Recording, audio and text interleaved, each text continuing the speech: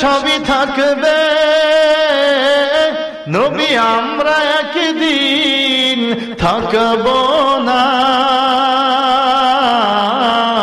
সবাই যেদিন মোদের ভুলে যাবে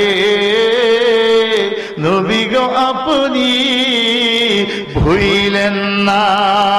সাল্লাল্লাহু মুহাম্মদ সাল্লাল্লাহু সাল্লাল্লাহু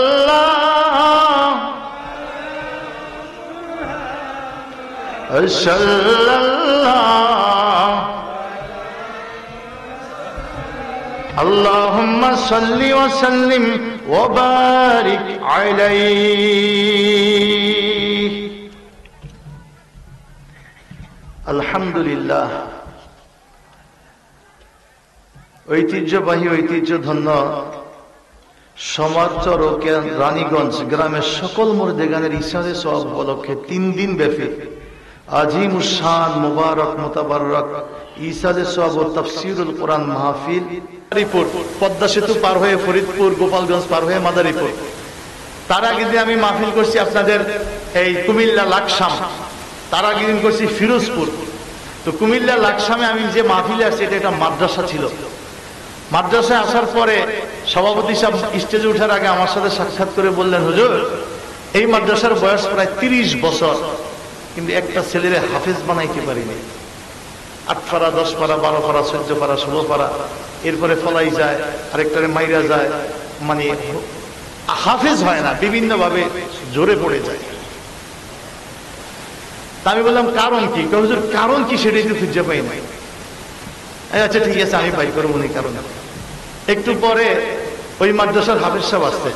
তো হাফেজ সাহেব আমি জিজ্ঞেস করি, হাফেজ সাহেব কি অবস্থা মাদ্রাসার? হাফেজ সাহেব সব বললো টললো, সব ঠিক আছে। আচ্ছা হাফেজ সাহেব এলাকায় সুদ কেমন চলে? হুজুর এইটা করেন না, তো ঘরে ঘরে, প্রত্যেক ঘরে আছে হুজুর। এই আমি ইমাম সাহেব, কিন্তু সুদের ব্যাপারে কথা কইলে আমার ইমামতি কালকেই থাকবে না, প্রত্যেক ঘরে ঘরে। আমি আমার এমন একটা বিষয় দিছে কামালউদ্দিন ভাই, ওই জামাই শেষ যাওয়ার আগে কইছে সুদের ওয়াজ করলে ইমাম সাহেবের মুসল্লিরা বেজার হয়ে যায়। কথা কন না কেন? চাকরি আমার সেই সুদের বিষয় দিছে। তবে একটা কথা কি, এই দিন দিন না, না আরো দিন আছে না, না আল্লাহ নিজে সুদের আলোচনা করছে, করে শেষে বলছে ওয়াত্তাকু ইয়াওমান তুরজাউনা ইলাল্লাহ। ওই দিনটাকে ভয় করো যেদিন তোমরা প্রত্যাবর্তন করবে আল্লাহর দিকে, আল্লাহর কাছে সামনে দাঁড়াবে। এই দিনটাকে ভয় করো। এজন্য ভাইরা আমার, আমি শুরুতে আপনাদেরকে বলবো, আমি একটা কথাও নিজ থেকে বলবো না। আমার নিজের যদি কোনো কথা মনে করেন যে এটা হুজুরে নিজের থেকে কইছে, আপনি ওইটা মানেন না। তবে আল্লাহর এই কোরআন, যা পৃথিবীর কোন জ্ঞানী, বিজ্ঞানী, হিন্দু, বৌদ্ধ, নাস্তিক, পৃথিবীর এত দার্শনিক, এত বৈজ্ঞানিক, কেউ কোনোদিন একটা অক্ষরকে মিথ্যা সাব্যস্ত করতে পারে নাই, একটা জেদ জবরকে মিথ্যা সাব্যস্ত করে নাই। সেই কোরআনুল কারিমে আল্লাহ তাআলা পবিত্র কোরআনের এই সূরা বাকারার 175 থেকে শুরু করে একেবারে 181 পর্যন্ত টানা 6টা আয়াত, 1 পৃষ্ঠা পুরা এই সুদের উপরে আলোচনা করছে, বিভিন্ন দিক নির্দেশনা দিছে। আপনারা কষ্ট পায় না, আমি শুরুতেই ফাইনাল একটা কথা বলি। আল্লাহ সুদের এত আলোচনা করে শেষে বলছে, তারপরে যদি সুদ না ছাড়ো, ফাইল্লাম তাফআলু, তারপরেও যদি না ছাড়ো, তো ফাআযানু বিহারবিন মিনাল্লাহি ওয়া রাসূলিহি। কি হুজুর আছে না? ফাআযানু বিহারবিন মিনাল্লাহি ওয়া রাসূলিহি, আল্লাহ আর আল্লাহ রাসূলের সাথে যুদ্ধের জন্য প্রস্তুত। তুমি আল্লাহর লগে যুদ্ধের জন্য রেডি হও। আর কি বলবে?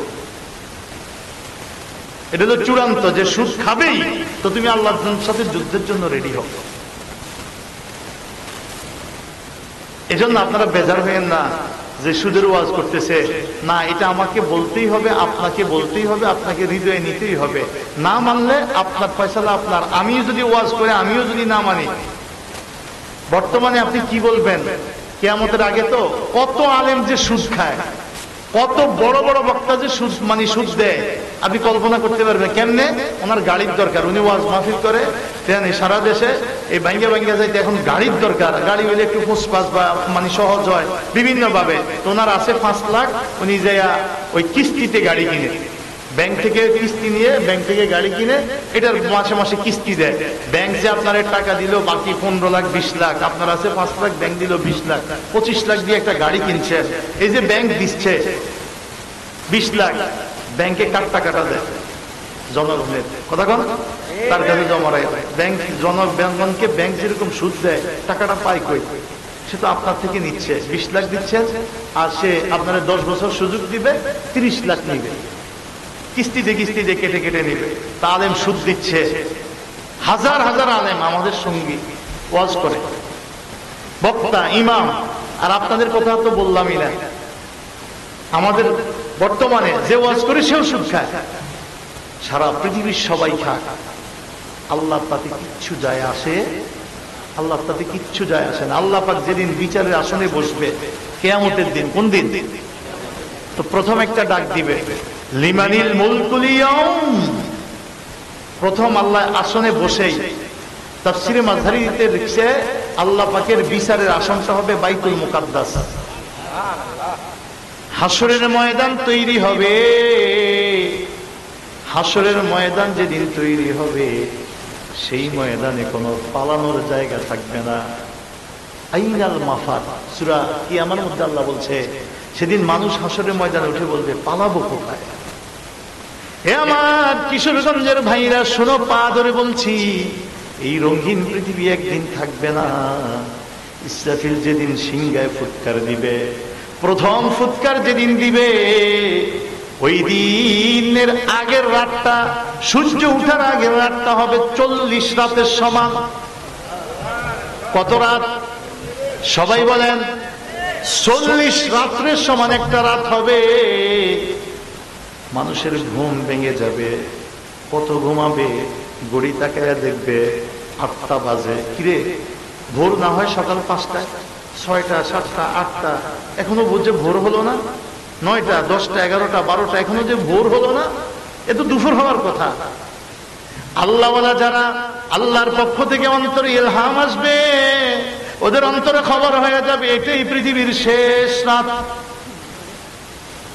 এরপরে যে সকালবেলায় সূর্যটা উঠবে, ওই সূর্যটা উঠবে পশ্চিম দিক থেকে। সারা জীবন সূর্য উঠে পূর্ব দিক থেকে, ডুবে পশ্চিমে। এই রাতের পরে যে সূর্যটা উঠবে, এটা উঠবে পশ্চিম দিক থেকে। হাত্তা তানকাতি উত্তবা, আমার আপনার নবী বলছে সূর্য উঠে গেলে আর কারো তওবা নসিব হবে না, আর কারো তওবা কবুল হবে না। সূর্য উঠলেই তওবার দরজা কর্তন করা হয়ে যাবে। এ ভাইরা আমার, ভালো করে শুনে নেন, আল্লাহওয়ালারা রাত যত বিলম্বিত হবে তত বেশি সিজদায় পড়ে কাঁদবে। ওরা বুঝে ফেলবে পৃথিবীর সময় শেষ, আমার পরীক্ষার সময় শেষ। সূর্য পশ্চিম দিক থেকে উঠবে, তওবার দরজা বন্ধ হবে।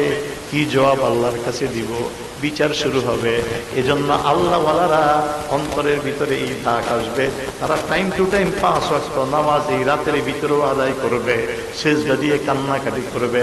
আর আমাদের মতো যেগুলো দুনিয়াদার আছে, সকালবেলায় ঘুম থেকে উঠে দোকান খোলার জন্য ফেরেশানি হয়, মাঠে যাওয়ার জন্য ফেরেশানি হয়, ফজর যে পড়তে পারলো না তার ভিতরে কোনো আফসোস নাই। অথচ 1 ওয়াক্ত নামাজের জন্য আমার আল্লাহ 2,88,00,000 বছর জাহান্নামের আগুনে রাখবে। 2,88,00,000 বছর। তার যে নামাজটা ছুটে গেছে, ও মুসলমান, কি মুসলমান হলাম, রবকে কিভাবে চিনলাম, কি চিনলাম? ফজরের নামাজ আমার চলে গেল, আমার ভিতরে আফসোস হয় না, কিন্তু আমার ঘুম থেকে উঠে এই ক্ষেতের কথা মনে হয়, কাজের কথা মনে হয়, দোকানের কথা মনে হয়। আমি কেমন মুসলমান? এজন্য আজকে মাহফিল এই কারণে, ওলি আল্লাহদেরকে নিয়ে আসছে এই কারণে। খাটি দিলে তওবা করব, আল্লাহকে ভুলে দূরে সরব না। রব থেকে দূরে সরে গেলে আমার দুনিয়াও শেষ, আখিরাতও শেষ। ঠিক না বেঠিক? ভাইরা আমার, ভালো করে শুনেন, আল্লাহওয়ালারা তো থাকবে আল্লাহর নেশায় কান্নাকাটিতে, আর দুনিয়াদার গুলো চিন্তা করবে, হায় হায় দিনের 12টা বাজে, অন্ধকারও যায় নাই, দোকানও খুলতে পারি নাই, ব্যবসার কি অবস্থা হবে, অমুকে ঋণ নিতে আইবে, অমুকে মাল দিতে আইবে। এরা চিন্তা করবে কিভাবে জেনারেটর ব্যবস্থা করা যায়, কিভাবে সৌর বিদ্যুতের ব্যবস্থা করা যায়, কিভাবে দিন রাতের ভাগ করা যায়, যে এই 12 ঘন্টা রাত, এই 12 ঘন্টা দিন। ওরা দুনিয়া নিয়ে পেরেশানি থাকবে 40 দিন ধরে। ওরা কইবে এটা প্রাকৃতিক বিপর্যয়, প্রাকৃতিক বিপর্যয়। যায়, এই যে তুফান আসে, ভূমিকম্প হয়, এগুলা কি মানুষে করে না আল্লাহর হুকুমে হয়? কিন্তু আমাদেরকে বিজ্ঞান শিক্ষা দিয়েছে, আমাদের রেডিও টিভিতে খবর পড়ে প্রাকৃতিক বিপর্যয়, প্রকৃতি এমনি এমনি এগুলো করছে। আপনারা ভালো করে শুনে নিবেন, এই পৃথিবীতে কিছু জ্ঞানী নামের কলঙ্ক আছে, বেঈমান। তারা মনে করে পৃথিবী এমনি এমনি সৃষ্টি হয়েছে, আল্লাহ বলতে কেউ নেই। আল্লাহ বলতে কেউ নাই, পৃথিবী এমনি এমনি হয়েছে। তোদেরকে জিজ্ঞেসে কেমনে হয়েছে? চাঁদ, সূর্য, যত তারকারাজি, গ্রহ নক্ষত্র, পৃথিবী সব একসাথে ছিল।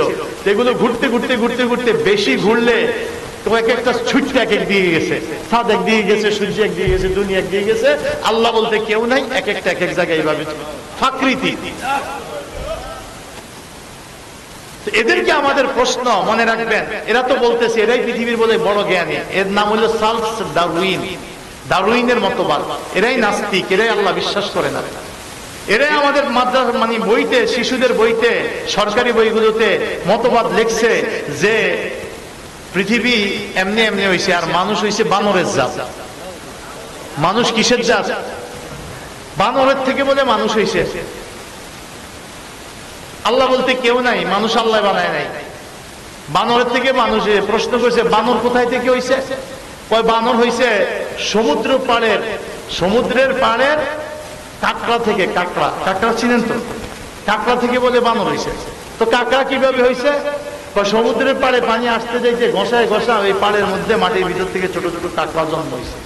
এগুলো প্রাকৃতিক। এখন একজনও হয় না, আপনাদের এই এলাকায় তো পানি আছে, নদী আছে, কি কন কাঁকড়া নদীর পাড়ে হয়, কিন্তু কাঁকড়ার থেকে বানর হইতে দেখছেন? কথা কয় না। আর বানরের থেকে দুনিয়ায় আজ যে 600 কোটি মানুষ, এই কেউ কি বানরের থেকে হইছে? আর জঙ্গলে যে লক্ষ লক্ষ বানর আছে, কই জঙ্গলে একটা বানর তো মানুষ হয় না। এটা কি বিবেক? এই জন্য আমাদের পক্ষ থেকে আমরা প্রশ্ন করছি, হে পৃথিবীর জ্ঞানীরা, হে তোমরা জ্ঞানী, নিজকে বলো আমরা বুদ্ধিজীবী, বড় বড় বিজ্ঞানী, তোমরা বলো আল্লাহ বলতে কেউ নাই, বানরের থেকে মানুষ হয়। তো তোমরা কত দুনিয়া আগে কি ডিম হয়েছে না আগে মুরগি হয়েছে? কথা কয় না? আগে কি ডিম না আগে মুরগি? আপনারা কম না? মুরগি ছাড়া ডিম হয় কি থেকে? তো আগে কি ডিম না আগে মুরগি? ডিম ছাড়া মুরগি হয়? ডিম ছাড়া মুরগি হয়? মুরগি ছাড়া ডিম হয়? তাহলে প্রথমে আল্লাহ আগে একটা দিতে হইছে। কথা কন? রব একজন আছে, তুই কি জ্ঞানী হইলে?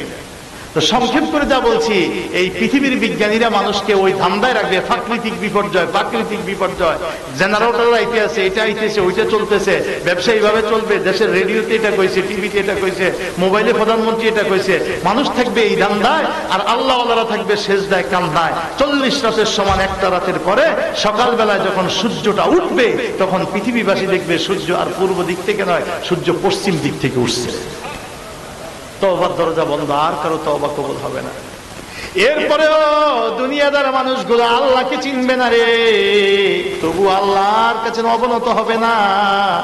ওরা কৃষিক্ষেত্রে মরে যাবে, ব্যবসা বাণিজ্যে যাবে, জুয়ার যারা খেলে জুয়ার আসরে বসবে, মদ যারা খায় মদের আসরে বসবে, মিথ্যা যারা বলে দোকানে চা খায় আর দুনিয়ার আশেপাশে গল্প করে, ওরা ওই রকমই থাকবে।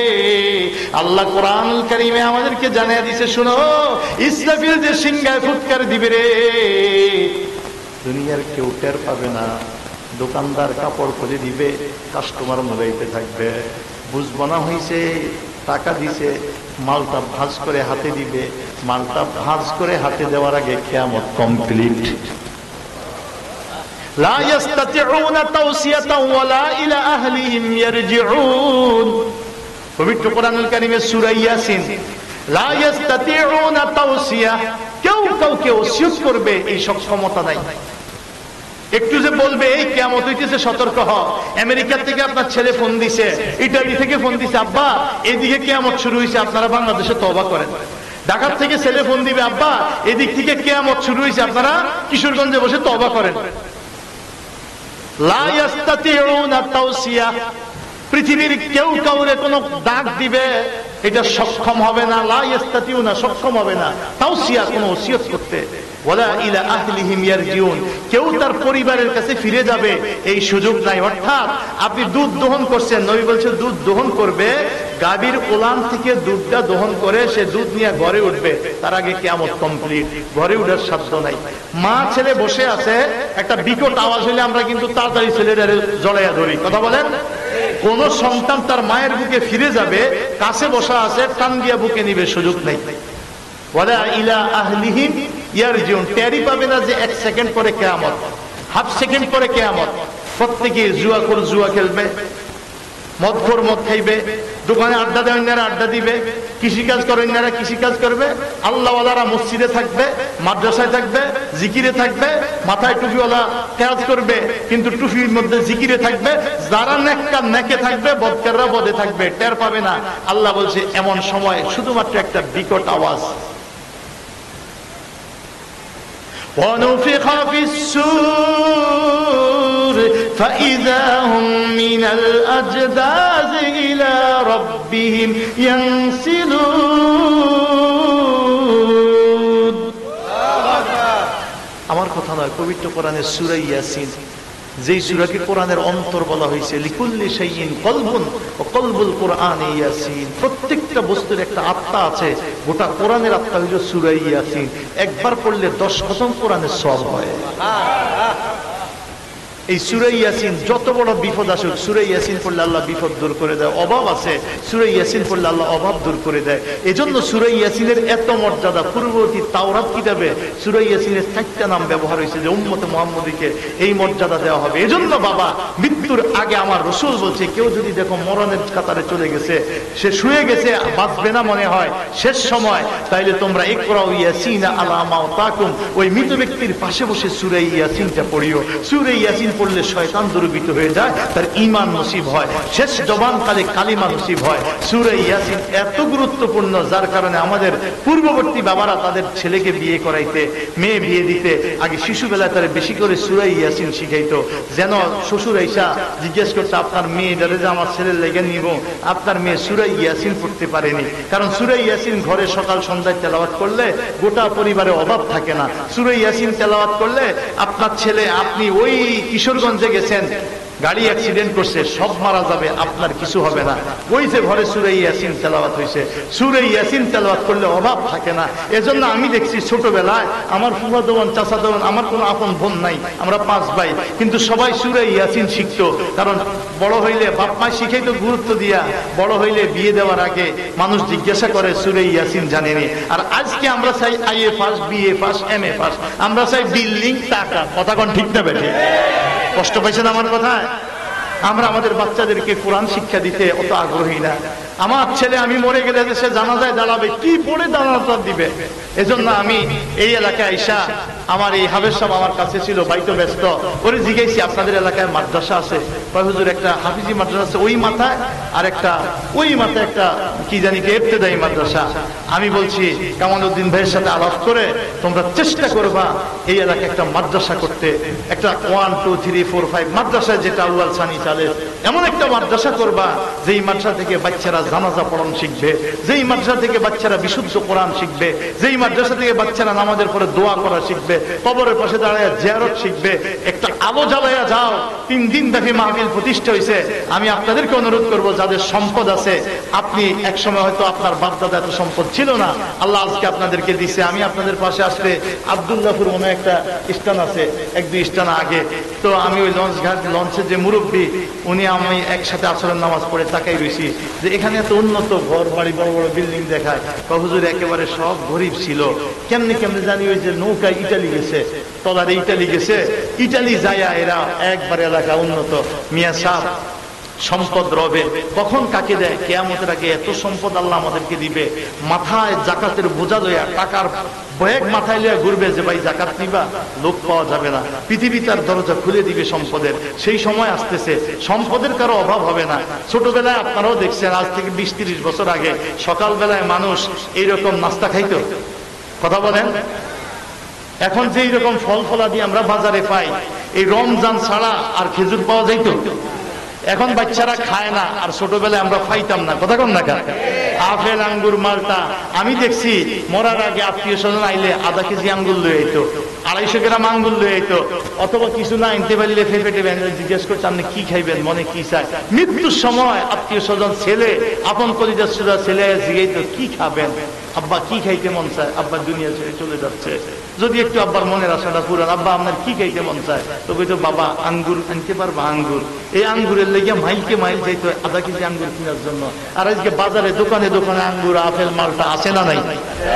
আর 38টা বছর অপেক্ষা করেন, পৃথিবী আরো রঙিন হবে, আরো রঙিন হবে, আরো রঙিন হবে, টাকার অভাব হবে না। তবে ভাই, এ টাকার টাকা নয়, আমি আপনাদের পা ধরে অনুরোধ করব, যদি সম্ভব হয় এই এলাকায় যাদের সম্পদ আছে, জমি আছে, রোডের পাশে একটু ভালো জমি, আপনার যদি এখন 3 ছেলে আছে, যদি 5টা ছেলে থাকতো আরো 2 ভাগ বাড়তো না?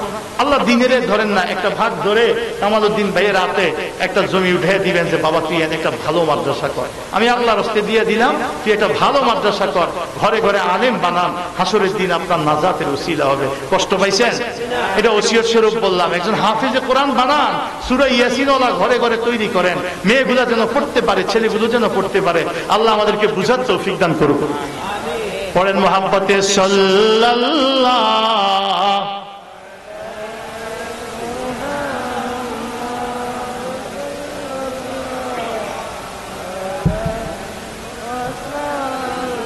সাল্লাল্লাহ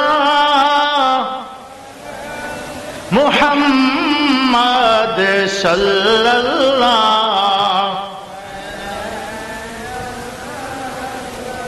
فمحمدنا هو سيدنا فالعز لنا لإجابته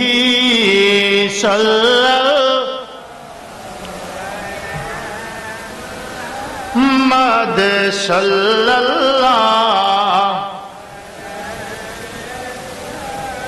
صلى الله محمد صلى الله।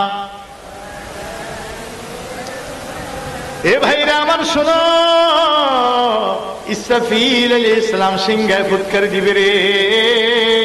কেউ কাউরে ওসিয়ত করতে পারবে না, ঘরে ফিরতে পারবে না, আপনজনের কাছে যেতে পারবে না। তাইলে কেমন হবে মানুষের অবস্থা? কিতাবে লিখছে, হাদিস শরীফে নবীজি ইরশাদ করছে, শুনো, এমন সিংহায় ফুৎকার দিবে, জমিন থেকে আসমান পর্যন্ত যেই রকম ফাঁকা জায়গা দেখো, আকাশ থেকে জমিন পর্যন্ত এক একটা আসমান এত মোটা রে। এমন আমার আল্লাহ 60টা আসমান নির্মাণ করছে, কোনোটা লোহা দিয়া, কোনোটা তামা দিয়া, কোনোটা সীসা দিয়া। আমার আল্লাহ কঠিন কঠিন পদার্থ দিয়া 60টা আসমান আমাদের মাথার উপরে রাখছে। কিন্তু ওই সিংহার ফুৎকার এত বিকট, সিংহার ফুৎকারের সাথে সাথে 7 আসমান ইজাস সামাউন শাক্কাত। কোরআন বলছে আসমানগুলো ফেটে ফেটে টুকরা টুকরা হয়ে চৌচির হয়ে যাবে। জমিনের বুকে বিশাল বিশাল পাহাড় তোমরা দেখছো, যারা চট্টগ্রামে গেছেন, বিভিন্ন জায়গায় রাঙ্গামাটি, খাগড়াছড়ি, বান্দরবান, সাজেক, নীলগিরি, নীলাচল যায় দেখবেন কত বিশাল বিশাল পাথরের পাহাড়। এইরকম সৌদি আরব যায় দেখবেন মরুভূমিতে বিরাট বিরাট পাথরের পাহাড়। ওহুদ একটা পাহাড় 9 মাইল লম্বা। এমন কোটি কোটি পাহাড় পৃথিবীতে আছে। সিংহার ফুৎকার, ওই একটা ফুৎকারের মধ্যে গোটা দুনিয়ার পাহাড়গুলো তুলা ধুনলে বালিশ বানান, তোষক বানান, যে তুলা দিয়া, ওই তুলা ধুনলে পাহাড় ধুনিত তুলা যেরকম বাতাসে উঠতে থাকে, দুনিয়ার বিশাল বিশাল পাহাড়গুলো বাতাসে তুলার মতো উঠতে থাকবে। আপনি মানুষ, আপনারটা তো মানে আপনি তো সবচেয়ে দুর্বল প্রাণী। আমরা তো খলিকাল ইনসান দাইফা, আমাদের কি হবে ওইটা তো কোনো হিসাবই নাই। পাহাড় তুলার মতো উঠবে, আসমান ফেটে চৌচির হয়ে যাবে এক ফুৎকারে। মানুষের কি হবে? আল্লাহ রসুল বলছে যে যে যেখানে ওই জুয়াখোর জুয়ায়, মদখোর মদে, মিথ্যা কথা ওরা মিথ্যা, দোয়ানে আড্ডা যারা দেয় তারা আড্ডায়, কৃষিকাম করেন না কৃষিকাম করেন না, সেজদাও যারা সেজ দেয়, মসজিদে যান যারা মসজিদে, মাদ্রাসা যারা মাদ্রাসায়, তারা যে যেভাবে আছে, ওই আওয়াজটা ফুৎকারটা হওয়ার সাথে সাথে যে যেখানে আছে কলজাটা ফেটে রুহটা বের হয়ে যায়। মানে ও আ কো কা, যে আমি, এই শব্দ বলার সুযোগ নেই, ছেলেরে আয় সুযোগ নেই। যে যে অবস্থায় আছে ওই অবস্থায় টাস করে এই রুহ কলজাটা ফেটে যাবে, রুহটা বের হয়ে যাবে, শেষ। সারা পৃথিবী একসাথে।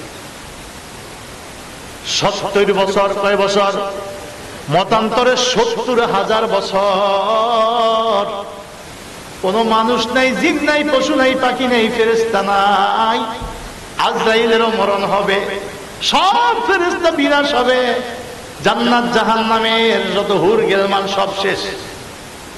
কুল্লু মান আলাইহা ফান ওয়া ইয়াবকা ওয়াজহু রাব্বিকা যুল জালালি ওয়াল ইকরাম ফাবিআইয়ি আলাই রাব্বিকুমা তুকাযিবান। সুবহানাল্লাহ বলেন। কোরআনে আছে না নাই? সূরা আর রহমান। কোন সূরা? যাকে কোরআনের প্রদীপ বলা হয়েছে, আলো বলা হয়েছে, প্রদীপ বলা হয়েছে, সূরা আর রহমান। আল্লাহ ওই সূরা আর রহমানে বলছে কুল্লু মান আলাইহা ফান, সব বিনাশ হয়ে যাবে। ওয়া ইয়াবকা ওয়াজহু রাব্বিক, শুধুমাত্র তোমার এক প্রভু আল্লাহ ছাড়া আর কিছু অবশিষ্ট থাকবে না। 70,000 বছর, কত হাজার বছর?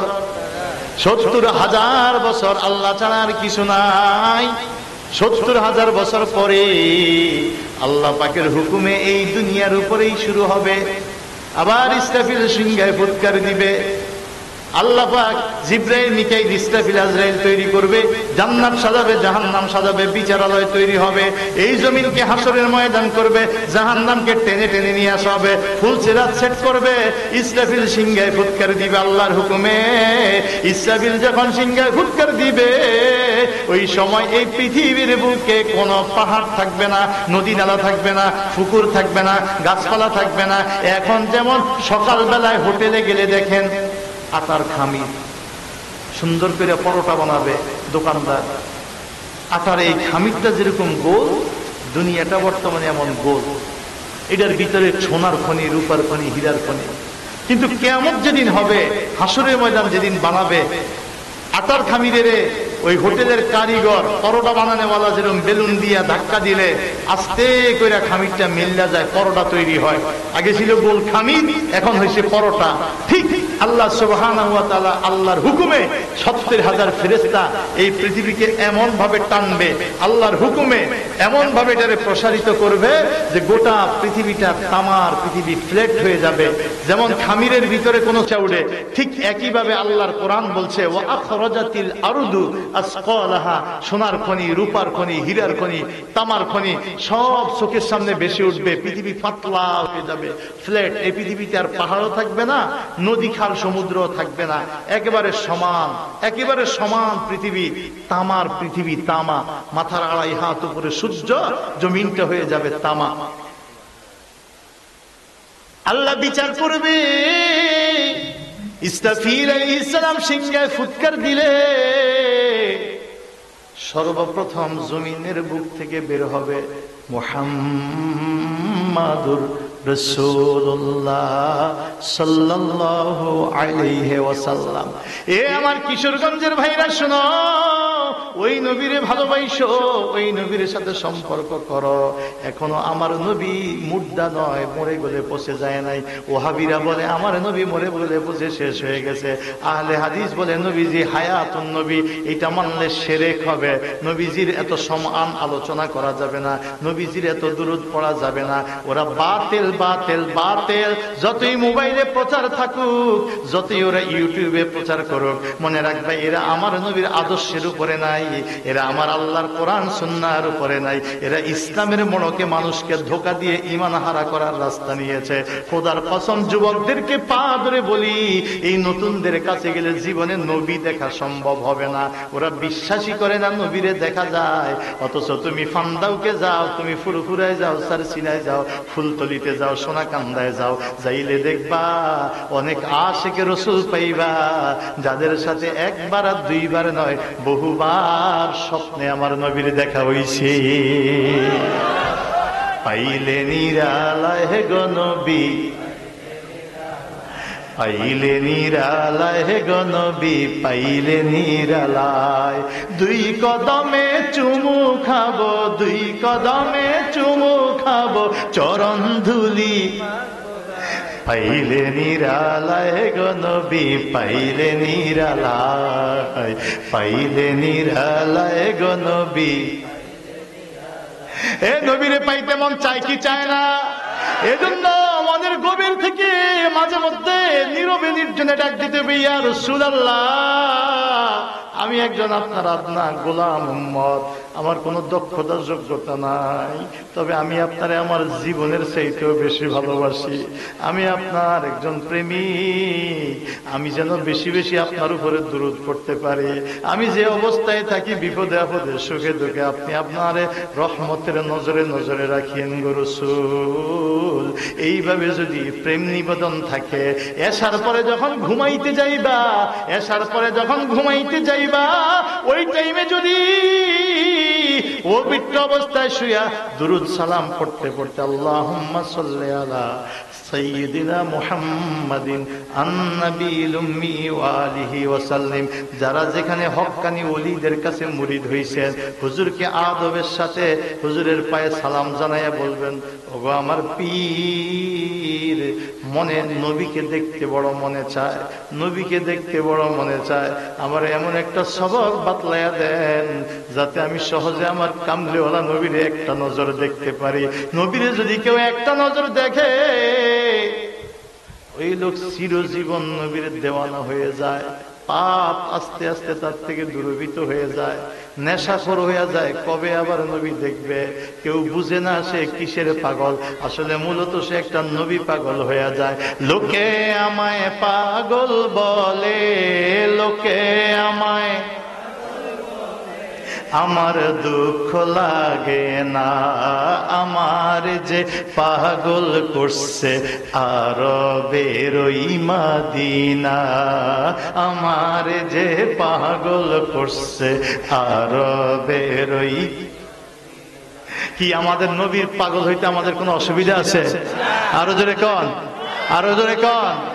এটা একটা আলাদা প্রেম, ওইটা যদি পাওয়া যায়, ইমানের স্বাদ পাওয়া যায়, সেই হয় কামেল ইমানদার। আর যার সাথে মদিনার সম্পর্ক নাই, দেখবেন তার চেহারায় নূর নেই।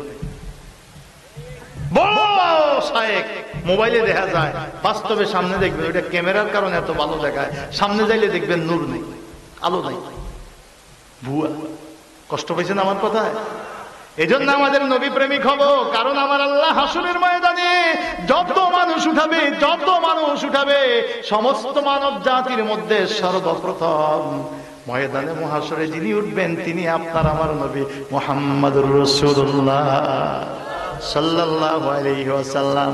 এরপরে ধাপে ধাপে আমরা উঠব। এ কিশোরগঞ্জের ভাইরা শুনো, হাসরের ময়দানে আল্লাহ কাউরে দুনিয়ার আকৃতি দিয়ে উঠাবে না, আমরা কেউ কাউকে চিনব না, চিনার কোনো প্রশ্নই আসে না, কারণ কারো আকৃতি দুনিয়ার আকৃতি থাকবে না। বলে হুজুর কেমন হবে? এক নম্বরে শুনেন, দুনিয়ায় আমাদের কারো বয়স হইল 2 বছরে মারা যায়, কেউ 10 দিন বয়সে মারা যায়, কেউ 5 বছর বয়সে পানিতে পড়ে মারা যায়, কেউ 16-17 বছর বয়সে অ্যাক্সিডেন্টে মারা যায়, কেউ 40-42 বছর বয়সে স্ট্রোক কইরা মারা যায়, কেউ 80-90-100 বছর বয়সে বৃদ্ধ হয়ে মারা যায়। নারী হোক আর পুরুষ হোক, দুনিয়ায় যে যে কয়দিন হায়াত পেয়ে থাক না কেন, হাসরের ময়দানে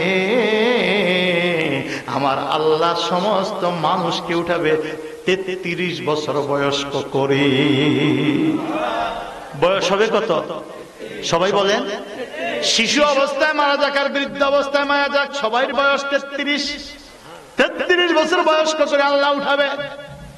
দ্বিতীয় কথা, হাসরে যে উঠব, চুল নাই, মুছ নাই, দাড়ি নাই, পুরুষেরও নাই, মহিলারও নাই, কোনো পশম বলতে কিছু থাকবে না, চুল আর পশম বলতে কিছু থাকবে না, কোনো মহিলার কোনো চুল থাকবে না, কোনো পুরুষের কোনো চুল দাড়ি থাকবে না। বয়স হবে 33, শরীরে কোনো চুল দাড়ি পশম বলতে কিচ্ছু নাই। তৃতীয় কথা, আরো চেহারা, দুনিয়ার চেহারা থাকবে না। উজুহু ইয়াওমাইযিন খাশিআ আমিলাতুন নাসিবা।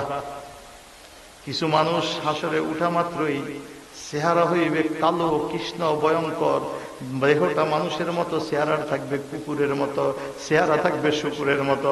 এ আমার কিশোরগঞ্জের ভাইরা শুইনো, আল্লাহ হাসরের ময়দানে বিচারের আসনে বসে প্রথম ডাকটা দিবে লিমানিল মুলকুল ইয়াউম, বলো আজকের রাজত্ব কার।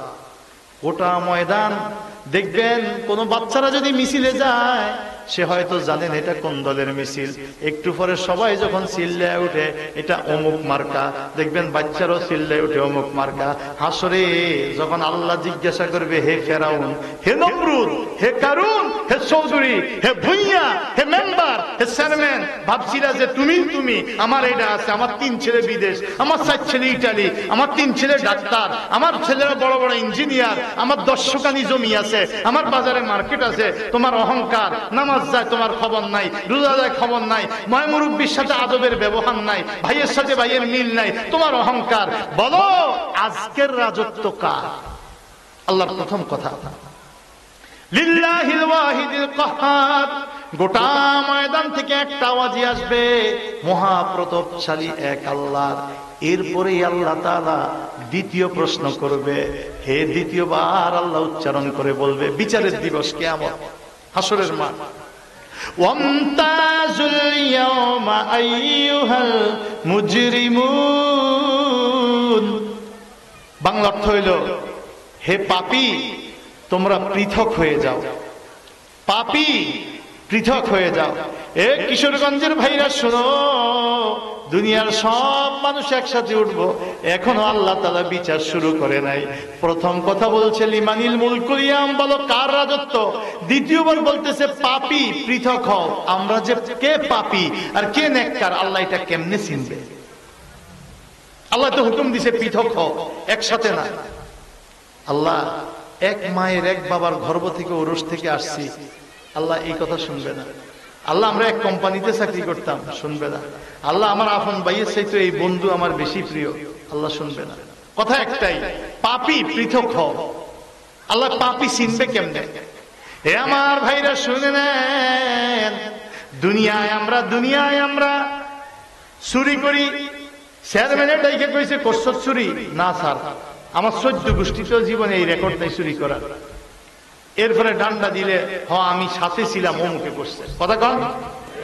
দুনিয়ায় অপরাধী বাড়ি করতে জিজ্ঞাসাবাদ করে, আঘাত করে, কিন্তু আমরা যে দুনিয়ায় নামাজ পড়ি নাই, রোজা রাখি নাই, মিথ্যা বলেছি, সুদ খেয়েছি, ঘুষ খেয়েছি, অহংকার করেছি, পরনারীর দিকে তাকাইছি, আমার আল্লাহ এই বিষয়গুলো কিয়ামতের দিন জিজ্ঞাসা করবে না, জিজ্ঞাসা করবে না। জিজ্ঞাসা ছাড়াই বিচার। কেমনে? পড়েন আমার সাথে, আউযু বিল্লাহি মিনাশ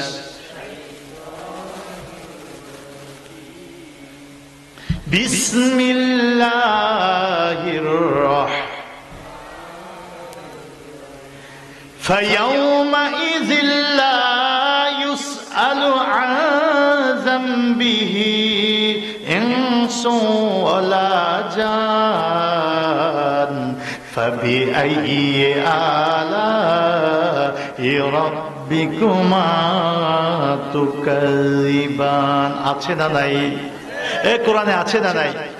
ওই কোরআনুল কারীমের প্রদীপ যেই সূরাকে বলা হয়েছে সূরা আর রহমান, 27 পারায় 56 নম্বর সূরা, সূরা আর রহমানে আল্লাহ বলে দিয়েছে ফায়াউমাইজিন, আয় ইয়াউমাইজ কানা কাজা। তাফসীর হলো সেই কিয়ামতের দিনে লা ইউসআলু আন যামবিহি, পাপ সম্পর্কে আল্লাহ জিজ্ঞাসা করবে না, ইনসু ওয়ালা জান, কোন মানুষের কোন জিনের, কোরআনের আয়াত, মানুষেরও না জিনেরও না, পাপ সম্পর্কে জিজ্ঞেস করবে না। তাইলে চিনবে কেমনে কে পাপ? কোরআনের পরে আয়াতে আল্লাহ বলতেছে, পড়েন, বিসমিল্লাহির রাহমানির ইউরাফুল মুজরিমুনা বিসিমাহুম ফায়ুখাযু বিন নাওয়াসি ওয়াল আকদাম ফাবিআইয়ি আলা'i রাব্বিকুমা তুকাযিবান। ও যুবকেরা শুনো, আল্লাহ কোরআনুল কারীমে এই সূরা আর রহমানে বলছে ইউরফ, চিনা যাবে মুজরিমুনা পাপীদেরকে। আগের আয়াত বলছি, আল্লাহ দ্বিতীয়বার কি বলবে? অমতাজুল ইয়াওমা আইয়ুহাল মুজরিমুন। মুজরিম মানে পাপী, হে পাপী পৃথক হও। আর এই আয়াতে আল্লাহ বলতেছে ইউরাফুল মুজরিমুনা বিসিমাহুম, পাপীকে চিনা যাবে আই বিআলামাতি ফি উজুহিহিম, চেহারা চিহ্ন দিয়া। দুনিয়ার এই চেহারা কারো থাকবে না। যে যত নেককার, যার আত্মাটা যত পরিষ্কার, চেহারাটা হবে তত আলোয় আলোকিত, নূরে নূরানি। আর দুনিয়ায় যে জিনাখোর, যে বদমাইশ, বোনের সম্পদ হরণ করছে, এতিমের সম্পদ হরণ করছে, ফরের আইল ফেলছে, সুদ খাইছে, মদ খাইছে, ঘুষ খাইছে, বেনামাজি, বেরোজগার, প্রত্যেকের চেহারা হয়ে যাইবে ভিন্ন।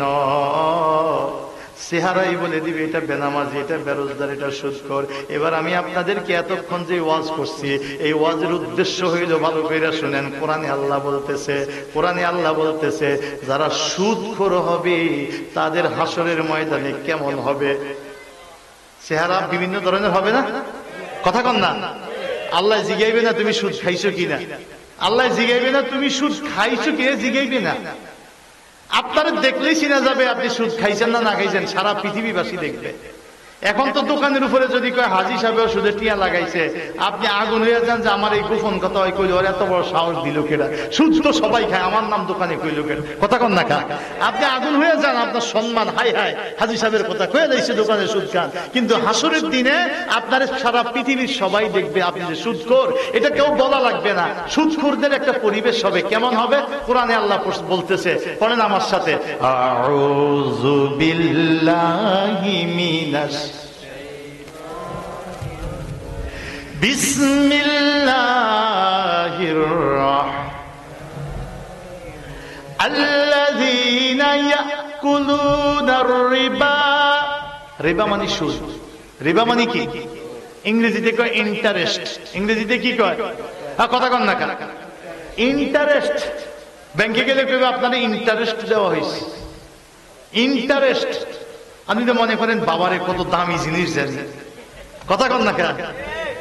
ঘটনা একটাই, বাঙালি কয় সুদ, সুদি, আর তারা কয় ইন্টারেস্ট খোর।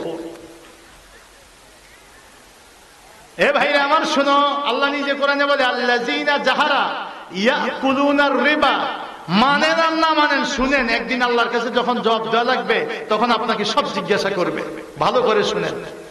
ইয়াকুলুনা যারা খাবে, আর রিবা সুদ, লা ইয়াকুমুনা ইল্লা কামা ইয়াকুমুল্লাযী ইয়াতাখাব্বাতুহুশ শাইতানু মিনাল মাস। সূরা বাকারার 275 নম্বর আয়াত। কোন সূরা? কোরআনের সবচেয়ে বড় সূরা হলো সূরা বাকারা। সূরা দ্বিতীয় সূরা, প্রথমে সূরা ফাতিহা আলহামদুলিল্লাহ, এরপরে এই সূরা বাকারা আলিফ লাম মিম যালিকাল কিতাবু। এই সূরার মধ্যে 275 নম্বর আয়াত। কত নম্বর আয়াত? আল্লাহ নিজে বলতেছে লা ইয়াকুমুনা, সুদখোরেরা হাসরে দাঁড়াইতে পারবে না স্বাভাবিকভাবে আমাদের মতো, ইল্লা, তবে হ্যাঁ তারা দাঁড়াবে, কামা ইয়াকুমুল্লাযী ইয়াতাখাব্বাতুহুশ শাইতানু মিনাল মাস। দুনিয়ায় জিন শয়তানে যারে এমন ভাবে আসর করছে, বছরকে বছর তার লগে মিশতে মিশতে তারে শয়তান তার আনুগত্যে লইয়া গেছে। জিনের আসরে সে পাগল হইয়া যায়। জিনের আসরে কি হয়? জিনের আসরে 10 বছর 20 বছর ধরে জিন শয়তান তার লগে থাকাতে রক্তের লগে এমন ভাবে মিশছে, এখন তারে কিছু দিয়ে আর ভালো করা যায় না, সে পাগল পাগল, কথা কন না কেন?